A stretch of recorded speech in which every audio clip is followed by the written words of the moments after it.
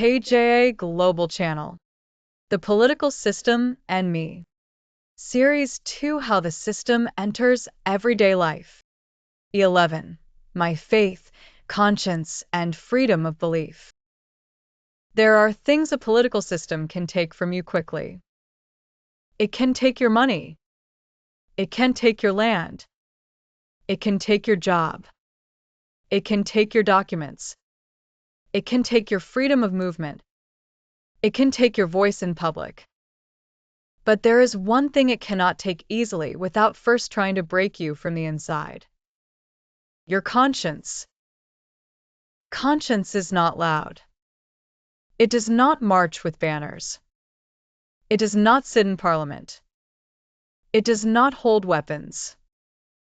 Before this becomes an institutional question, it becomes a human experience. Distinguish freedom of conscience from state or religious domination and identify safeguards for believers, non-believers, and minorities. Conscience is a quiet court inside the human soul, the place where truth speaks even when the mouth is afraid, the place where right and wrong exist even when the world is confused. And because conscience is powerful, every political system relates to it, either as a sacred freedom to protect or as a dangerous force to control. That is why faith is never only private. Faith shapes meaning. Faith shapes moral courage. Faith shapes community trust. Faith shapes what people are willing to endure and what they refuse to accept. And when that space is violated, something deep fractures in a nation. The system reveal is the state conscience boundary.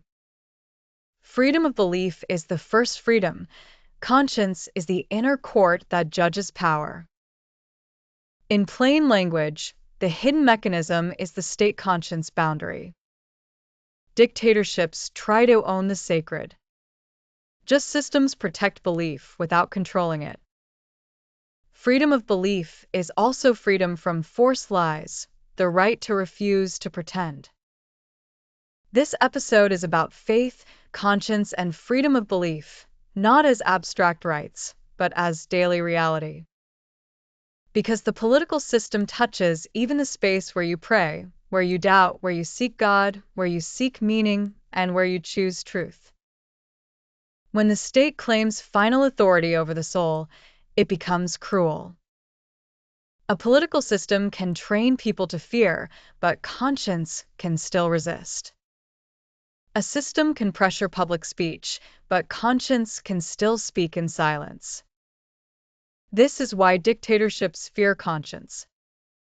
Not because conscience can overthrow tanks by itself, but because conscience makes obedience unstable. A person with conscience has a boundary, and boundaries are dangerous to tyranny. Tyranny tries to silence conscience through fear. It tries to corrupt conscience through propaganda. The analytical center of this episode is the rights chain. Right or legitimate interest. Law or constitutional rule. Responsible institution. Complaint or review. Hearing and evidence. Remedy. Enforcement. Each arrow asks a different accountability question. Who authorized the decision? Who had the duty to act? What record should exist? And what institution can correct failure? A broken outcome may begin far upstream. The visible harm can come from an unjust rule, an unfunded institution, a hidden record, a captured oversight body, or a remedy that exists only on paper. The chain prevents us from reducing a system failure to one personality. It identifies the point where law, capacity, evidence, oversight, or enforcement stopped working. When citizens and professionals can locate that break, criticism becomes more accurate and reform becomes more practical. For this episode, The principal mechanism is the state conscience boundary. The production graphic must make every link readable on a phone screen and must label country-specific or proposed arrangements honestly. Under dictatorship, faith, conscience, and freedom of belief are shaped primarily by concentrated command. Information is restricted, institutions answer upward, and challenge may carry personal risk.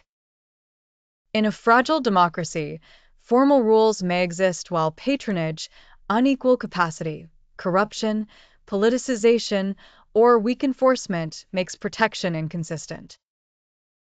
In a functioning federal democracy, authority is constitutionally distributed, common rights remain enforceable, and more than one institution can question, review, or correct harmful power. Comparison is a method of judgment, not a slogan or a ranking exercise. The viewer should compare who decides, how authority was obtained, whether records are public, whether affected people participate, and whether interfaith dialogue with lawful accountability is available in practice. The democratic design must survive weak leaders, political disagreement, and changes of government. The minimum guardrails are 1. Freedom of thought, conscience, religion, and belief. 2. Equal citizenship regardless of faith. 3. State neutrality and non-discrimination. 4. Protection against coercion and incitement. 5.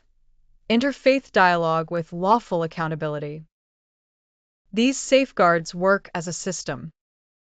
A published rule without an independent reviewer can become theater. Oversight without records cannot see. Participation without safety can expose people. And a remedy without enforcement does not repair the harm. Global relevance. The institutional test for faith, conscience, and freedom of belief applies across political labels. Who decides? What limits power? What information is public? Who participates? And whether a real correction or remedy exists. Myanmar relevance. Apply the lesson on faith, conscience, and freedom of belief without treating one organization, community, or proposed arrangement as the whole country. Separate existing law and institutions from interim or aspirational designs. Here is the civic practice for this episode. See and ask. Ask where your conscience and your survival are forced apart and who decided the distance. Verify. Examine one constitutional or legal protection for belief, non-belief, equality, and non-discrimination. ACT. Compare one local practice with conscience, equality, and non-domination safeguards in a private or facilitated setting. Review. Record whether you can name the responsible institution, evidence, safeguard, or remedy, and one safe next step. The measure of success is not visibility, but whether the viewer can identify evidence, responsibility, a safeguard, and the safest next action. This episode is not only about religious rights. It is about the moral architecture of civilization. A society that protects conscience can heal. A society that crushes conscience will repeat violence.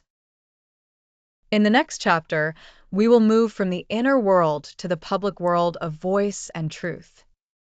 Speech, media, and information. Because conscience may live inside you, but the nation must still be able to speak openly if it is to remain free. The principle to carry forward is this. Freedom of belief is the first freedom. Conscience is the inner court that judges power. Ask yourself, what part of freedom of conscience and belief have I treated as normal even though it should be visible, answerable, and correctable? Freedom survives when responsibility becomes habit. In the next episode, we continue with my voice, media, and the truth environment. The system shapes our lives. Our participation shapes the system. Subscribe. Learn. Participate. Shape the future. KJA, knowledge justifies authority.